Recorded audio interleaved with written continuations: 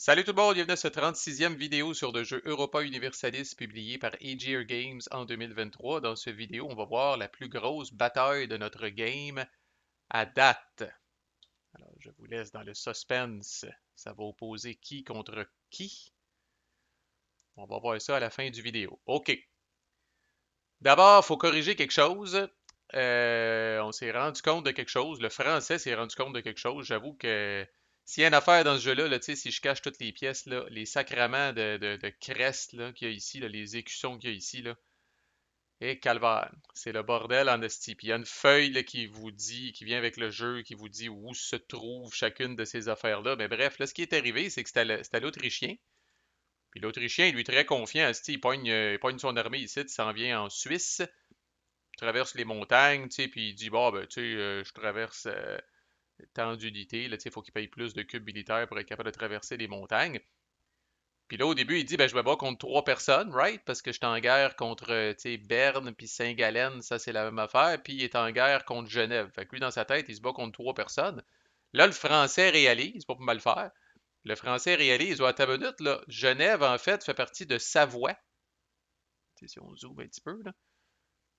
Genève fait partie de Savoie, puis là, si je cache tout, oh, câlisse, il y a une grosse ville de Savoie ici, puis même, il y a Piémont qui est ici, où se trouve l'armée autrichienne. Fait que là, normalement, au moment, dès l'instant où il a fait l'événement, puis qu'il s'est calissé en guerre avec Genève, il aurait dû avoir une bataille automatique contre Piémont, puis toute l'équipe. Là, ça ne nous tente pas pantoute de rewinder jusque-là. Puis de toute façon, l'Autrichien, clairement, voulait pas s'attaquer à si gros que ça, parce que ça commence à être une grosse bataille en tabarnak, là. Euh, Fait que là, ce qu'il va tout simplement faire, c'est prendre le marqueur de guerre ici. Il pouvait tomber en guerre contre n'importe quel NPR protestant dans l'Empire. Fait qu'il a le choix, là. Fait qu'il va prendre ça, puis il va venir le bouger sur Dresden ici. OK? Fait que fin de l'émoi. N'empêche que là, quand il avait vu ça au début, on avait dit, ben là, qu'est-ce que tu veux faire? Finalement, il avait recruté des unités de plus parce qu'il avait dit, ça va me prendre bien plus de bras que ça. Jusqu'à temps qu'on se rende compte, ben non, c'est pire que ça, t'aurais dû te battre directement contre eux autres dès que t'as déclaré la guerre. Fait que là, il a dit pour garder ça simple, je vais recruter mes unités pareilles. Je pense qu'il a recruté 5 infanteries de plus dans son armée, mais je vais juste changer là, mon marqueur de guerre. Au lieu d'être en guerre contre Savoie/Genève, je vais me mettre en guerre contre Dresden. Ça nous permet de continuer. Entre-temps, le français a découvert le Mississippi. Non sans peine, Esti encore là, un cube de diplo, un cube militaire, il a pogné un 1, il a rerollé pour un diplo, il a pogné un 1, il a rerollé pour un diplo, il a pogné un 2 avec une tête de mort. Pour la tête de mort, il a payé un autre de diplo, fait qu'encore là, 5 cubes au total pour colisser un claim sur le Mississippi. C'est quand même assez dispendieux. L'anglais, donc c'est à moi avant, fait que moi je recrute des unités. Après le français, c'est moi, je recrute des unités dans mes deux armées, là, au Maroc du Nord puis au Maroc du Sud, une coupe d'infanterie puis une coupe de cavalerie là, pour regrayer mes armées. En fait, je les ai-tu déjà dans ce log-là? Non, je pense que je les recrute après cette patente-là. On va faire un petit update dans un prochain log. Fait qu'en gros, c'est ça. Fait que concrètement, c'était à l'Autrichien, une fois qu'on a fixé sa patente de guerre, il a recruté des unités. Le Français a découvert le Mississippi. J'ai recruté des unités. L'Anglais payait un cube militaire pour sortir toutes ses boats qui sont dans des ports. Il y avait quand même plusieurs boats dans des ports, fait qu'il paye un cube militaire pour toutes les sortir. Ensuite, c'est à l'Autriche, fait que là, l'Autriche, maintenant, le fort de tout ça, là, va marcher en Suisse, où est-ce que là, comme de fait, il se frotte seulement à deux unités, fait qu'il n'y a pas de danger qu'il y ait de leaders qui viennent backer les NPR, même qui payent juste un cube militaire pour faire traverser seulement trois unités par les montagnes. Il n'y a pas besoin de plus que ça, parce que lui-même, il y a un général, puis comme de fait, ça se passe très bien. Aucune perte pour l'Autrichien, puis il croche les NPR. Le Français, lui, trade du cacao en Amérique du Nord pour 12 dollars. C'est quand même payant en sacrament quand c'est des petits produits fins comme ça. Et voici où on en est suite à ça. Fait que Mississippi est là, l'Autrichien est rendu en Suisse, évidemment toujours en guerre. Prochaine étape va être de CJ. Les boats de l'anglais sont sortis. Ceux qui sont curieux de mes deux armées, ça demeure deux armées relativement modestes parce que mon manpower comme tel est assez modeste, là. Mais si je merge les armées ensemble, là, je devrais être capable de commencer à marcher vers l'est ici, là. Mais avant, parce que moi j'aime les pays propres et ordonnés, je vais convertir le Maroc du Nord au catholicisme. Je pense qu'on a déjà vu ça, mais je ne suis pas certain. C'est pour ça que j'ai ouvert le log pour vous le montrer. Fait que c'est quand même assez dispendieux au total, là. Fait que ça coûte 2 cubes d'admin, ça coûte 3 piastres. C'est dispendieux dans le sens où ça vous fait dépenser sur plusieurs fronts, là. Fait que 2 cubes d'admin prennent le bar, 3 piastres prennent le bar. Puis évidemment, ça se fait jamais en douceur, là. T'es obligé de mettre un donne-reste dans une des places. Fait que là, j'ai mis un donne-reste à Marrakech et tu roules en plus tes dés de rebelle immédiatement pour cette area-là. Fait que là, je vais rouler les dés de rebelle pour Marrakech. Je pogne l'exhaust du manpower, mais une chance, j'ai du manpower disponible, fait que ça me fait pas perdre des armées. Fait que c'est quand même assez coûteux de faire ça, mais bon, tu fais pas ça puis tu continues à t'en aller ici, ben là, à la fin du tour, à cause de la dissension religieuse, ils vont tomber en unrest de toute façon. Fait que là, il faudrait que tu gardes des troupes pour t'assurer là, que les rebelles se calment puis ne te font pas trop mal. Fait que tant qu'à ça, comme je dis, j'aime autant laisser un pays propre derrière moi. Le plan de plus en plus, c'est de faire ça, finir avec ça. Finir ma huitième ronde en allant me pogner peut-être contre. Bon, je vais voir là, si je fais les deux, là, parce que les petits chevaux ici, là, ça va jusque là, là. Fait que commence à avoir du monde pas mal, là. On verra. Ensuite, l'anglais fait quelque chose, portez attention parce que vous verrez peut-être pas ça dans votre game, dans ce scénario-là. C'est quand même quelque chose, il faut le faire là, dans ce scénario-là, là. Euh, donc, l'anglais déclare la guerre à Goa. Goa qui est en Inde, style. Fait que c'est quand même c'est quand même quelque chose. Fait que comment ça marche? Il y a un claim dessus. C'est considéré un NPR, tu sais, qui a son propre écusson. Fait que ça change pas. Tu sais, il paye un cube militaire, il y a un claim dessus, fait que c'est correct. Au niveau là, tu sais, du casus belli, là, tu sais, ou de la justification de la guerre. Il n'y a pas de combat immédiat, fait qu'il est autorisé à faire une action instantanément, fait qu'il va venir bouger ses bateaux. Il décrit bien ça dans son log. Il va venir bouger les bateaux qui sont ici. Ça déclenche une bataille immédiatement, parce que Goa est sur le bord de l'eau, fait que ça déclenche une bataille entre les deux bateaux anglais et un petit bateau fictif que Goa envoie. Fait que l'anglais roule ses dés. Là, évidemment, c'est pas des petits bonhommes que vous voulez, c'est des canons. Fait que ça y est, le bateau de Goa est coulé. Mais avec 3D, évidemment, sans surprise, ils peuvent faire un hit maximum parce qu'ils n'ont qu'un seul bateau. Mais les Goaïens réussissent à péter un lightship anglais. Puis là, il y a un pont pour ces fameuses unités là, qu'il a recrutées, puis ces mercenaires qu'il a recrutés au Cap de Bonne-Espérance. Fait que là, il passe par ici, le East African Coast, qui est adjacent à l'océan Indien. Là, on le voit avec la lettre D, puis la lettre D qui est présente ici. Fait que concrètement, là, il y a trois unités qui vont partir du Cap de Bonne-Espérance. C'est trois unités maximum par bateau que vous avez sur votre pont naval. Fait qu'il est correct, il peut amener les trois, puis il débarque les trois. Fait que, il s'est pas fait reprendre par le français, fait que j'assume qu'il a raison. Là, il dit après le naval mouvement, j'ai un free naval transport. Ah, ok. Fait qu'il bouge son armée, il débarque. Fait que là, c'est trois unités contre une. Fait que, il brasse ses dés en premier, il réussit à faire son hit. Il brasse le dé de l'armée de Goa qui peut faire un hit maximum parce qu'ils sont un seul bonhomme, ils font un hit. Puis je pense qu'il peut le prendre sur. Il peut péter un des mercenaires pour avoir fait ça. Yep. Fait, fait que c'est de l'ouvrage, là, quand on est loin de la maison, puis quand, comme il dit, là, je pense que c'est tout correct, effectivement. Sur les continents distants, chaque space est considéré comme étant un area au complet. Fait que, mais là, tu sais, comme je dis, quand on est loin de la maison, ça coûte cher en logistique. Déjà, au recrutement, il est obligé de se payer des mercenaires parce qu'il n'y avait pas assez de manpower. Il est obligé de faire un pont de bateau, ça donne des batailles navales, puis tout le kit. Tu sais, au final, ce qu'il va récolter de ça, là, tu sais, c'est une petite ville. au même titre que n'importe quelle ville sur le continent, là, mais tu sais, c'est comme c'est pas mal plus de troubles pour faire ça. Là. Là, on connaît la suite des choses. L'Autrichien va assiéger Berne. Il y a un artillerie, fait que ça lui coûte juste un cube militaire pour assiéger les deux. Le Français va échanger de la texture, voyons, de la teinture, dis-je, mélange entre textile et teinture, de la teinture dans la Côte d'Ivoire pour 7 piastres. Mais c'est surtout, c'est là que le Français s'en allait. Le Français réussit à claimer la fameuse milestone, qui est le Global Trade Network, d'avoir des marchands sur deux continents distants. Son deuxième marchand s'en allant sur la Côte d'Ivoire ici. Il va remplir cette condition-là, fait que ça va lui donner 3 de prestige puis 2 cubes administratifs après avoir fait ça, en plus de regarnir ses coffres. Là, il y a maintenant un paquet de fric. Ça revient à moi, je convertis au catholicisme aussi.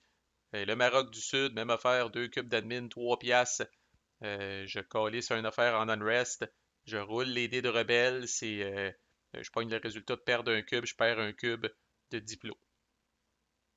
C'est à l'anglais, il assiège Goa, c'est la même séquence d'événements. Là. Fait que, il va commencer par assiéger Goa, puis là après ça, la guerre va se terminer, il va enlever son claim, il va pouvoir enlever l'unrest. L'Autriche merge ses deux armées. Maintenant qu'il n'y a plus d'ennemis ici, il est capable, avec sa grosse armée qu'il a laissée en arrière, de traverser les montagnes sans que ça y coûte plus cher. Fait qu'il va venir merger ses deux armées à Bavaria et Swabia, là, prêtes à envahir la Saxonie. La Saxonie qui va être un bon petit combat quand même, avec quatre unités qui vont lui faire face. Là. Fait que le moment que vous attendiez tous, là c'est au français, et le français officiellement déclare la guerre à la Bourgogne. Fait que c'est déjà fait dans ce log-là. Fait que la Bourgogne, ça là, il y a eu bien des affaires qui se sont passées en Bourgogne avec les hosties d'événements, les hosties d'événements puis tout le kit avec ces patentes-là là, qui sont comme sorties de là puis qui sont déjà sous contrôle français là. Mais il restait officiellement 2 places. On pense qu'il reste 2 places en Bourgogne, mais toutes ces places-là, faut quasiment que je zoome là. Toutes ces places-là que vous voyez ici avec le mini écusson de Bourgogne, ce sont en fait des vassaux de la Bourgogne. Fait qu'il y en a en tabarnak. Fait que c'est pas une petite déclaration de guerre. Puis en plus, au début, le réflexe du français, peut-être qu'il a joué d'autres games où est-ce que l'empereur est un petit peu plus, suivait un petit peu plus le cours de l'histoire.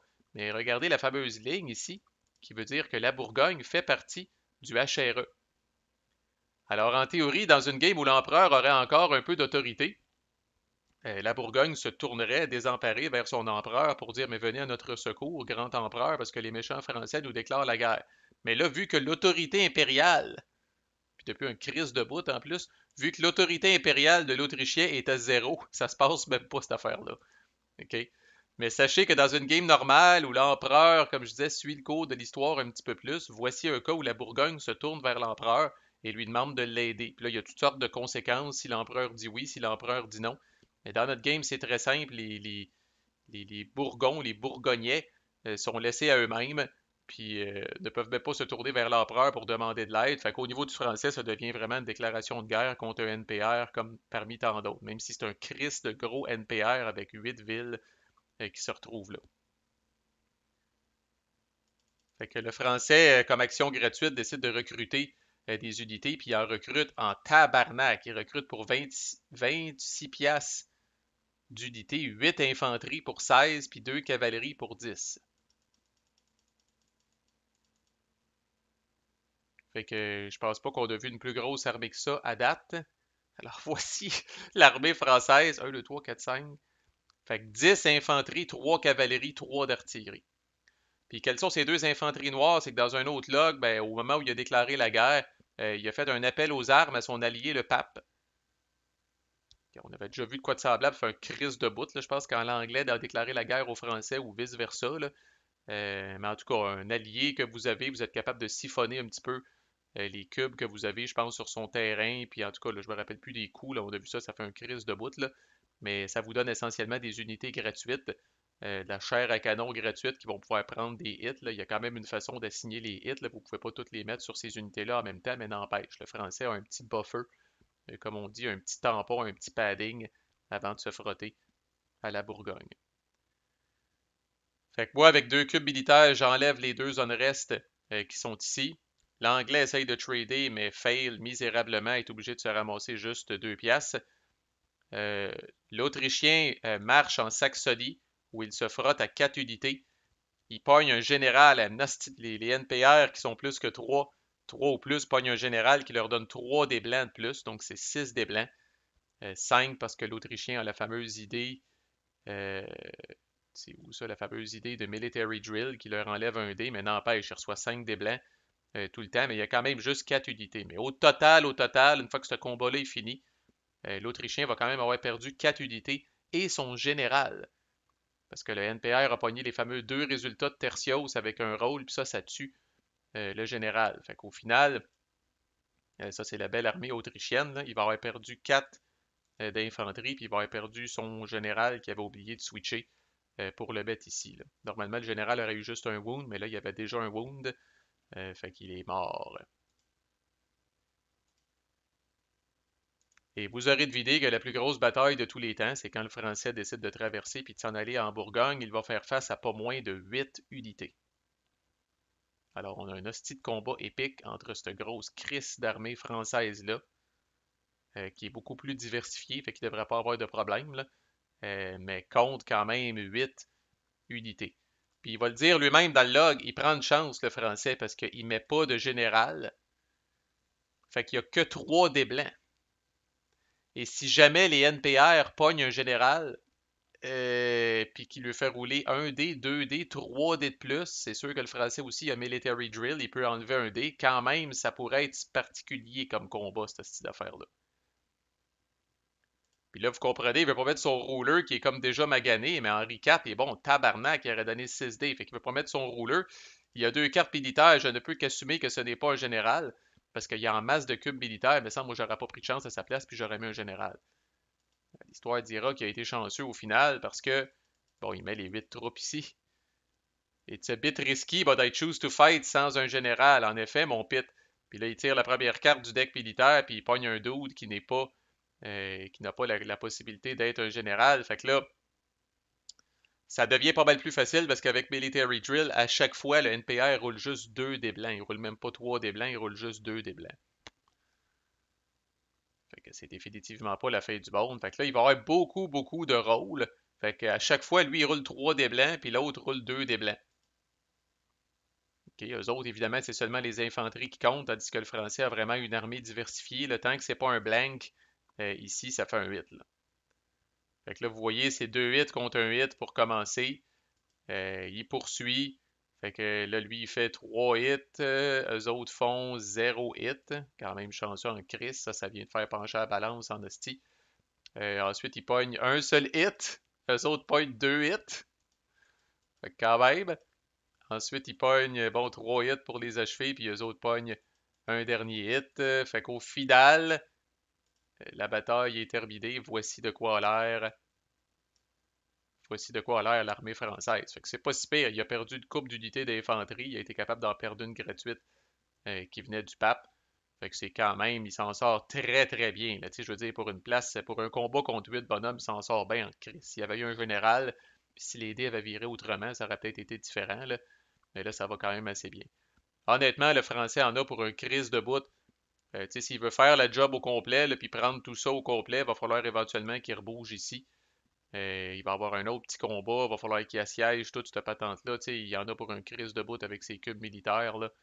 Il est occupé pour le reste du tour avec ça, là, juste avec ses cubes militaires. Fait qu'on devrait, nous autres aussi, par définition, avoir la paix. Fait que voilà, vous l'avez vu, c'est sûr que c'est contre un NPR, fait que c'est pas si pire que ça, mais quand même, on a vu la plus grosse bataille de notre game, et aux prochaines vidéos devrait être bon pour finir la ronde 7, ma foi, avant-dernière ronde de notre game. À plus.